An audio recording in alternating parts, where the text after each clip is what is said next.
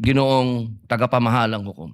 The manifestation of Senator Judge Padilla is noted. What is the pleasure of Senator Judge Mr. Cayetano? Presiding Alan? Officer, Rule 6 of the impeachment proceedings is that the rules of the Senate is suppletory, and if there is anything that affects the honor, integrity, or the functions of us individually or as a Senate here as an impeachment court, someone can rise on a question of personal or collective privilege. I won't do that, but may I just respond to what Senator Padilla said, since my name was mentioned and since the investigation announced by the NBI yesterday seems to be pertaining to this person as chairman of the 2019 Organizing Committee of the Southeast Asian Games. May I, maybe in the form muna of manifestation, unless the presiding officer or Senate President thinks that I should elaborate on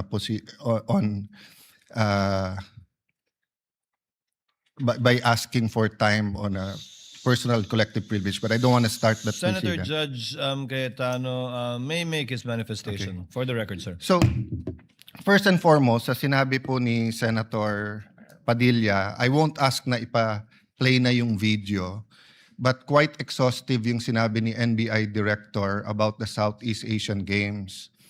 So if the intention was to have a chilling effect, we already have that chilling effect. May 11, hinabol dito sa session hall na to ng mga ahente ng NBI si Senator Bato. May 13, nagkaroon ng enkwentro, putukan, pinipilit ng NBI na hindi sa loob ng Senado, but we have all the evidence that it was inside the Senate. Other incidents, I do not want to evoke a reaction or debate because I want to respect my fellow senators. Much of this has been vented in the media, is in court.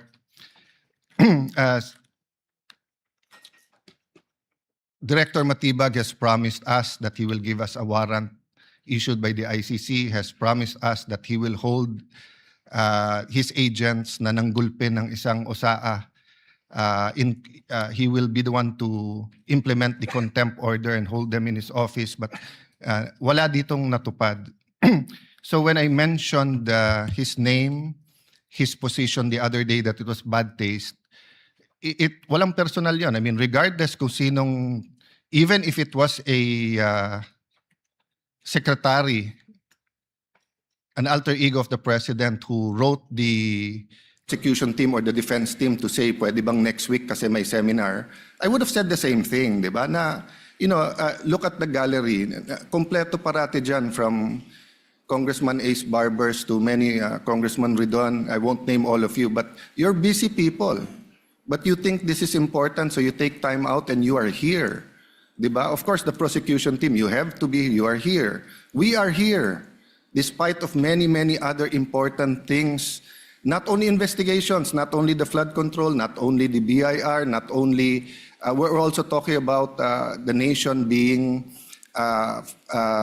prone to volcanic eruption, to yung bagyo, buti, well, nasalanta pa rin tayo ng bagyong Inday. Ibang Inday ang pinag-uusapan natin dito sa impeachment. But still, we are here.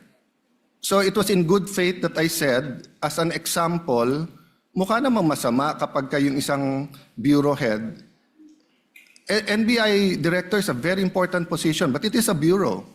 So if a bureau head, and tignan yung invitation, nakalagay sa invitation, or your representative, and we resolved it. So, aksidente ba na yesterday, suddenly after I mentioned it, and after during the weekend, many have been talking about na dapat ata hindi 16. So, 21 na lang kami ngayon eh. So, 2/3 of 21 is 7.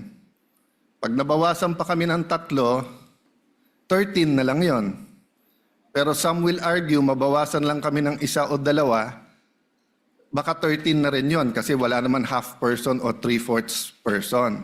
So all of these issues are valid. Question, The chilling effect is there, but am I intimidated? Wala na akong choice. Ilalabang ko na to. Gagawin ko yun ang dapat kong gawin. Bumaliktad man yung sitwasyon, si President Marcos ang ini-impeach and I felt a certain way, ilalabang ko rin. Chief Justice man ang i-impeach, ilalabang ko rin. But for the record, Mr. President, go ahead and investigate. First of all, that's been investigated many, many times. COA, I'm not sure. I think the Office of the Ombudsman, ang nag-file pa ata, Chief of Staff mo eh.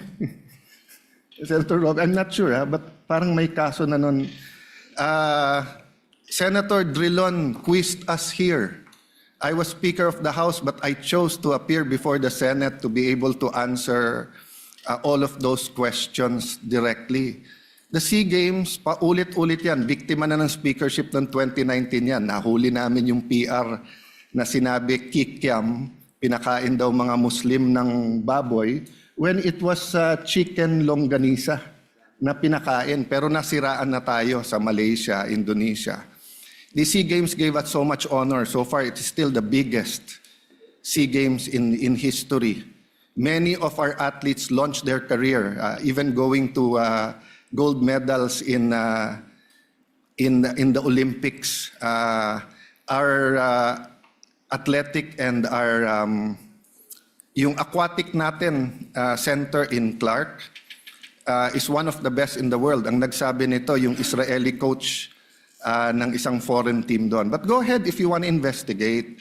But I just want to put on record, mukhang misfire. Bakit? Yung sinasabi niyang infrastructure na walang bidding, first of all, the procurement law has many modes of procurement. So don't make it appear sa public na just because walang bidding, may anomalya na to. Okay. Secondly, bakit ko sinabing misfire?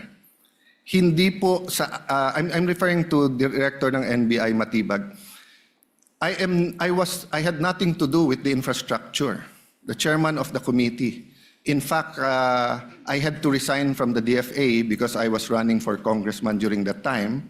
So dun sa sinasabi ni Director Matibag na may congressional insertion to fund it, it's definitely not me because how could a non-member of the Senate or non-member of the House insert anything? Okay.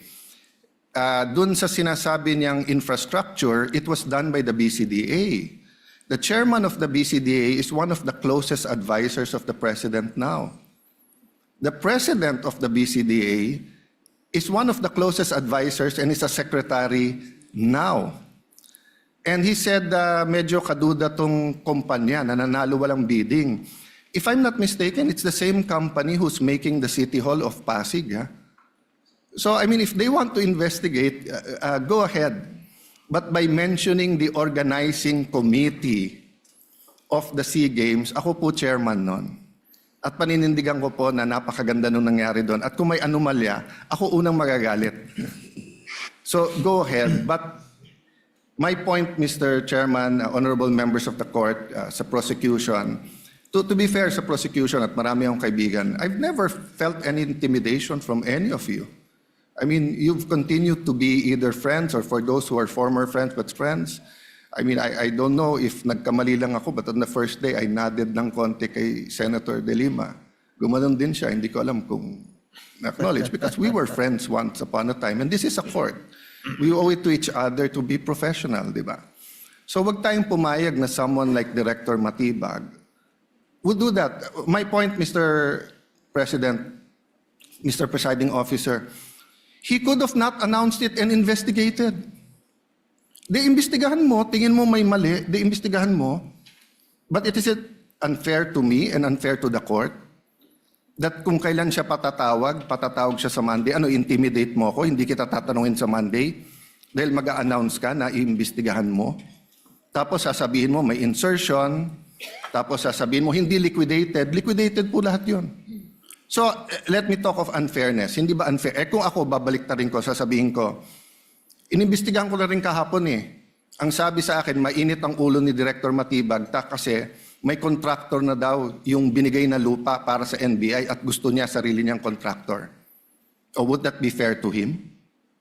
No. It would be a marites accusation. So that's the same thing he announced yesterday. A Marites accusation towards me that affects this court because I am now a senator judge. So I hope this is the last time that I'm going to have to speak about this. But definitely, we've been speaking about this, binabawasan talaga kami. Iniisa-isa. Even yung mga vlogger na malapit sa administrasyon, sabi, 2 down, 3 down, may kasunod na. Di ba? So, Mr. President,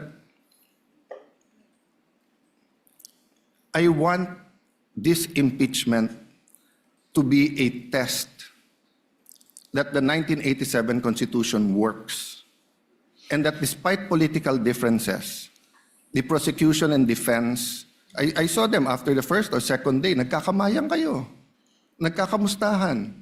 After the first or second day nung mainit na baliktaktakan dyan sa pre-trial, nagbabatian, di ba? Even in court. So we can't help but be emotional. We can't help but get mad at what we think is disgusting or sometimes crossing the line.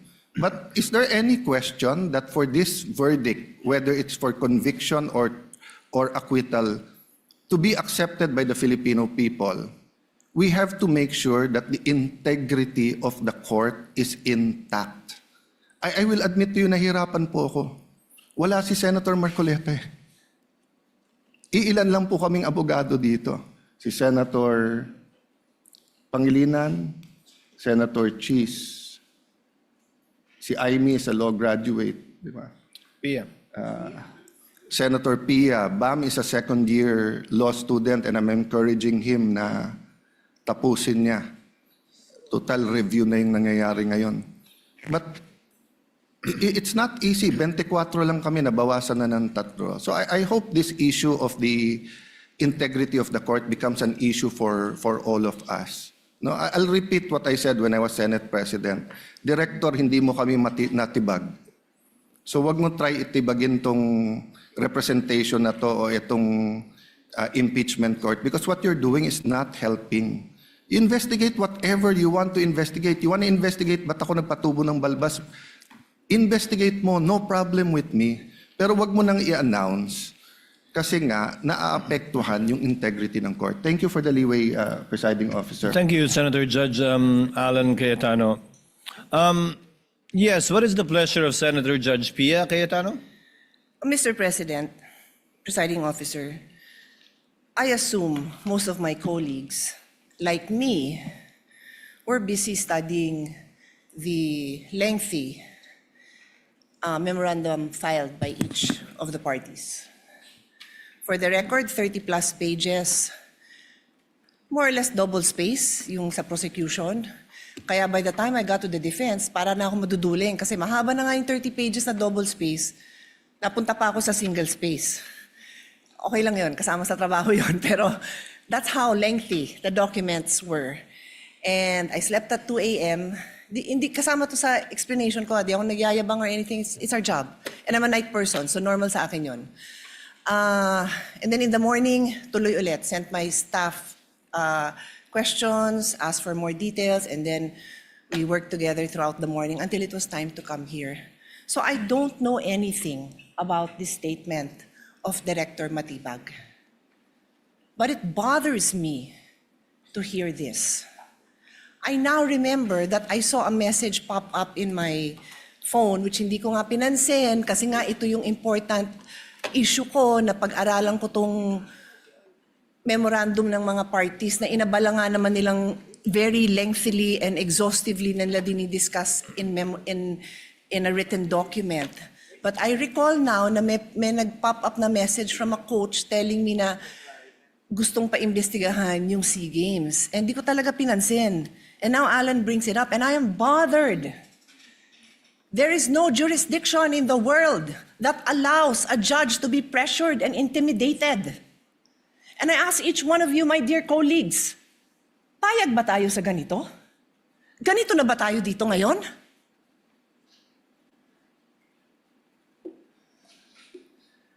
Don't we want a better country for our children? Why would you allow a director who's just called to be a witness next week brag that he's going to investigate? And again, I don't know. So I respectfully request that it be played. Because I want to understand. If I don't have reason to be upset, then thank you, I can focus. I can go back to the business on hand. But right now, I am upset to hear this. And I will stand up for each one of you. I don't care what side you're on. I will stand up for you if somebody tries to intimidate you. So with all due respect, Mr. Presiding Officer, I ask that we play it. I want to see what this witness is doing. Yan, meron kaming mga kaso na pumasok na bago na dapat namin tingnan. Kung maalala nyo, pumunta kami ng Clark because we were given 70 hectares for the NBI Academy. So, magkaroon kami ng relationship sa Clark. Nakita namin yung parang sports complex na ginamit ng SEA Games yung sa Philippine Sea Games Organizing Committee. Well, nakarating sa amin, may titingnan kami rito, may kailangan kami investigahan. Dahil nakarating kami dito, billion pala yung pumasok dito na pera na unliquidated. At merong private company dito na na-involved na binayaran ng 10 billion at ang pagbabayad insertion sa GAA na hindi dinayad. So ito, imbestigahan namin. Malaking kaso rin ito. Ay, iba pa yun. Yung sa Caldero na kaso, I think, isa ongoing, pero sisilipin na rin namin. Ito yung tungkol dun sa It's a Malaysian company na sila yung nag-build dito parang port area na to. Walang bidding. Tapos nabayaran ng mabilisan na 10 billion yung halaga, congressional insertion. So, sisilipin namin to. Katunayan, meron kaming mga kaso na pumasok na bago na dapat namin tingnan. Kung maalala nyo, pumunta kami I think that's it. because we were given I think that's it. 70 hectares for the NBI Academy. So, magkaroon kami na rin. Senator Judge Pia Cayetano is recognized. Rest assured, Mr. Presiding Officer and dear colleagues and parties, I will not belabor this point. I will not stay long. But clearly, from the statements of Director Matibag, malaki daw kaso to. Naimbestigahan na niya? Alam niya ng malaking kaso? Paano niya nalaman? So sa akin lang, Mr. Presiding Officer, simple lang eh. What was the intention here? To distract the minority floor leader, who is one of only two lawyers right now, because our other lawyer was already carted off somewhere. So dalawa lang kami. So you wanna distract him. So ako na lang ang tatayo dito. Hindi na siya makakapag-aral. Yung ba intention? Because it is clearly the intention. The fact that he has to stand up, the fact that I have to stand up, the fact that Senator Robin has to stand up, he is distracting us from our job. As Senator Alan said, he could do it quietly. Go ahead. Anong purpose niya? Nagyayabang siya? What's the purpose? Is he trying to intimidate us not to ask him tough questions when he is our resource person next week? I do not know. But those statements, those actions are not acceptable, possibly contemptible. So I ask the presiding officer and you, my dear colleagues, let's think about this clearly. I will stop now. As Senator Pangilinan said, we can take this up on Monday. Salamat na pinagbigyan niyo ako na mapanood natin at pag-isipan natin. Na gano'n na lang, pag may pinatawag tayo sa witness stand, abangan natin na magpe-press kung ano-ano pagsasabi tungkol sa atin. I didn't have enough time to research. But clearly, I know that there's jurisprudence that does not allow a judge to be intimidated. And if hindi pa nanakot yun, then I don't know what is. Kung hindi pa ninindak yun, then I don't know what is. Hindi tayo sensitive. Sanay tayo dito. Pero alam din natin kung pinapatamaan tayo, di ba? Alam natin yun. Hindi tayo tanga. O so paano? Sabihin ko ngayon sa kanya, manda ka sa akin ngayon. Pagdating mo, ganun ba? Gaganti na lang ako. Hindi ako ganun. Kilala niyo ako. For how many years ako tumayo dito? Hindi ako nanggaganti. Hindi ako mababaw. Pero I'm asking you, dear colleagues, wag tayong papayag. The Filipino people deserve better. We deserve better. Thank you. Thank you, Senator Judge Villa. What is the pleasure of Senator Judge Alan Cayetano? Yes, I didn't know we were going to play it, but just for the record, there's no issue with the Qualdron because it was paid by the private sector. There was no public money used, and it was designed by the firm of a national artist. So much so that that same firm, I don't know when we started to hire them, whether it was the time of Senator Lacson as the Committee of Accounts for the new Senate building or the time of Senator Nancy. But until now, there's engagement. So it's so easy to find out. No? But can I shift to the topic at hand? Just one manifestation for the whole Senate regarding the oral arguments. We have not yet called the journal and called the court. Yes. So called at the proper case. time, I just want to Yes, you may do so at the proper time.